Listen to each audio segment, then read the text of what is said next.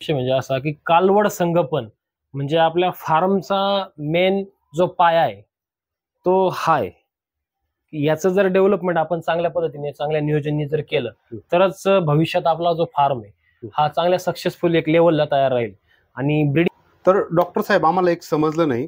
तर आम्ही जेव्हा कालवड संगोपन करत असतो, कालवड जेव्हा जन्माला येते तेव्हा आम्ही गोठ्यामध्ये अशी बांधत असतो किंवा कुठेतरी एखाद्या खुट्याला बांधत असतो. तर तुमच्याकडे आल्यानंतर हे व्यवस्थापन बघितल्यानंतर एवढा खर्च करतोय. आता मुळात तसं सांगायचं विषय म्हणजे असा की कालवड संगोपन म्हणजे आपल्या फार्मचा मेन जो पाया आहे तो हा आहे.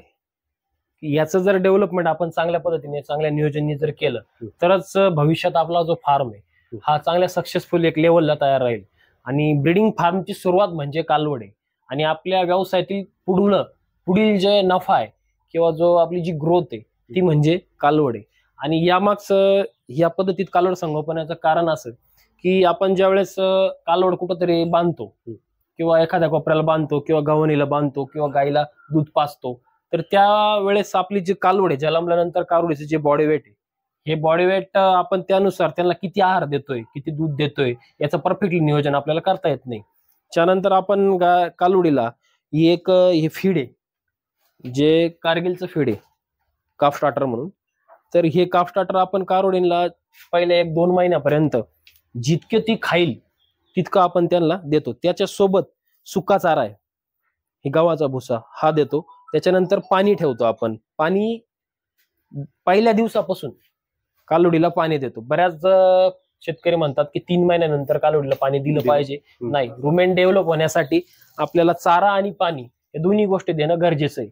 त्यातले त्यात चारा पहिले 6 महिने हिरवा चारा देऊच नाही रुमेनला सेट होण्यासाठी. त्याच्यामुळे आम्ही सुका चारा देतो. त्याच्यासोबत फीड इनटेक आपण कालवडीचा वाढण्यासाठी आपण बॉडी वेट ग्रोथ घेण्यासाठी आपण काफ स्टार्टरचा वापर करतो. आणि मुबलक पाणी ह्या सगळ्या दिलेल्या दोन्ही गोष्टींचं व्यवस्थित पचन होऊन बॉडीत ऍब्झॉर्ब होण्यासाठी आपल्याला पाण्याची गरज आहे. म्हणून हे तिन्ही गोष्टी वेगवेगळ्या स्वरूपात आपण तिच्या समोर मांडलेल्या आहे. आणि तिला बंदिस्त पिंजऱ्यामध्ये ठेवण्याचं कारण आता तुम्ही म्हणाल की कालवडीला पिंजऱ्यात ठेवलं म्हणजे तिला एकदम कैद केलंय. कैद केलं नाही. ज्यावेळेस आपण मुक्त सोडतो जास्त एरियात कालवड सोडतो किंवा कुठंतरी बांधून ठेवतो. बांधून ठेवण्यापेक्षा तिला पाहिजे त्या पद्धतीत तिला चारा पाहिजे चारा, फीड पाहिजे फीड, पाणी पाहिजे हे सगळं तिच्या समोर आहे. म्हणजे तिने काय करायचं फक्त उठणे या सगळ्या गोष्टींचं तिच्या गरजेनुसार खाणे पिणे आणि पुन्हा बसणे. तिचा जास्त एनर्जी खर्च होऊ नये म्हणून तिची एनर्जी स्टोअर होऊन ही सगळी एनर्जी तिची बॉडी वेट गेन होण्यासाठी वापरण्यात यावे म्हणून ते केज आहे. तर डॉक्टर साहेब आपण कालवडी संगोपन करताना कोणकोणत्या गोष्टींची काळजी घेतात आपण? काळजी ही कालवडीची घेणे कालवडी झाल्यानंतर नाही घेणे. कालवडी झाल्याच पासूनच तिची काळजी घ्यायला सुरुवात होती. मुख्य म्हणजे जन्मल्यानंतर सर्वांनाच माहिती काय करायचं काय नाही करायचं. पण एक सगळ्यात महत्वाची गोष्ट करत नाही शेतकरी. कालवडीचा जो नाळ असतो तो नाळ हा आपण डीप केला पाहिजे आयोडीन मध्ये. तो डीप केल्यानंतर तो व्यवस्थित दोऱ्याने बांधून घेतला पाहिजे. जेणेकरून आता ज्यावेळेस ती जन्माला आल्यानंतर ती आईच्या उदरातून बाहेर येते त्यावेळेस तो जो नाळ तिला जोडलेला असतो तो नाळ पूर्ण ओपन होतो. त्याच्यामध्ये व्हायरल बॅक्टेरिया जातात. व्हायरल बॅक्टेरिया गेल्यामुळे काय होतं तिला ताप येणं गुडघे सुजणं असे नाना प्रकारचे आजार तिला होतात. मग तिची इम्युनिटी कमी होते. इम्युनिटी कमी झाले वेगवेगळे तिला आजार येतात. ही गोष्ट होऊ नये म्हणून आपण तिचा नाळ कमीत कमी दिवसातून 2 ते 3 वेळा असं 3 दिवस हा डीप केला पाहिजे आयोडीन मध्ये. ही झाली पहिली काळजी. दुसरी काळजी जशी जशी तिचं वजन वाढेल त्या हिशोबाने वजनाचं तिचं आपण हे घेऊन आपल्याला तिला काफ स्टार्टर देणे. तिला दर महिन्याला आपल्याला डिवॉर्मिंग करणे वेगवेगळ्या ड्रगचे म्हणजे त्याच्यामध्ये कंटेंट वेगवेगळा बदलून पाहिजे आपल्याला. अशा पद्धतीत देणं गरजेचं आहे. त्याचसोबत आपण तिला वाळलेला चारा देतो. हिरवा चारा आपण देत नाही. पहिले 6 महिने कालवडींचं रुमेन आणि रुमेनचं डेव्हलपमेंट आणि रुमेनची वाढ ही एकदम रुमेन छोटा असतं. रुमेन छोटा असल्यामुळं त्याला हिरवा चारा पचणं जास्त कठीण जातं. आणि हिरवा चारा पचायला कठीण गेल्यामुळं कालवडींची वाढ स्टॉप होते. कारण तिची एनर्जी जास्त खर्च होते. आपल्याला एनर्जी स्टोअर करायची. स्टोअर झालेली एनर्जी कुठं वापरायची आपल्याला बॉडी गेनसाठी वापरायची. तिचं शरीरवृष्टी वाढण्यासाठी वापरायची. म्हणून तो वाळलेला चारा तिला सजेस्ट करतो आपण. त्याचसोबत त्याला आपण पाणी हे मुबलक आणि स्वच्छ दोन्ही 3 टाइम बदलून देतो. पाणी ह्या शरीराचे जे सरायवेशन आहे लाळीचं म्हणा रुमेनचं म्हणा ब्लडचं म्हणा पाणी हे मुख्य घटक आहे.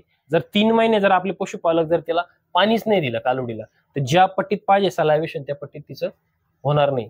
आणि दुसरी गोष्ट म्हणजे वजनाच्या 10% तिला आईचं दूध आपण देतो. साधारणतः आता ह्या कावडीचं आजचं वजन आहे 80 किलोच्या दरम्यान. तिला आता दूध चालू आहे आपलं दिवसाचं 8 लिटर.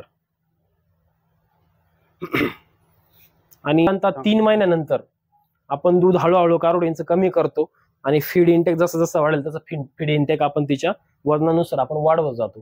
3 महिन्यानंतर ह्या पिंजऱ्याच्या बाहेर निघून ती मुक्त सोडली जाईल. तिचा पुन्हा एक वेगळा डायग्राम येईल. आणि असं 6 महिन्यापर्यंत या बाळाची काळजी घ्यायची.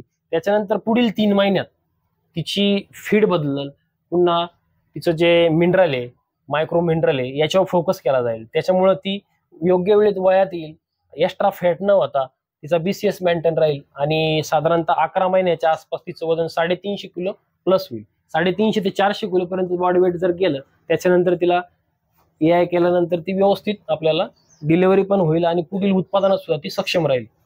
आणि त्याचसोबत आपण साधारणतः 3 ते 4 महिन्यानंतर आपण कालवडीला व्हॅक्सिनेशन करून घेतो. सर्वात महत्वाचं व्हॅक्सिनेशन म्हणजे आपण यांना ब्रुसोलिसिसचं करतो 4 महिन्यानंतर. ते आपण 9 महिन्याच्या आतमध्ये 4 महिने ते 9 महिन्यात आपल्या जेवढ्या कारोड्या असतील ते पॅनला 1 टाइम आपण ब्रुसोलिसिसचं व्हॅक्सिन करतो. त्याच्यानंतर ज्या ज्या पिरियडमध्ये आपला साथीचे आजार असतात किंवा व्हायरल आजार असतात, त्याच्यामध्ये आपला थायलेरेसिस झाला किंवा आपले FMD झाला, HSBPO झाला, याच्या कॉम्बिनेशन मध्ये लस येतात, त्या आपण वेळोवेळी त्यांना करून घेतो.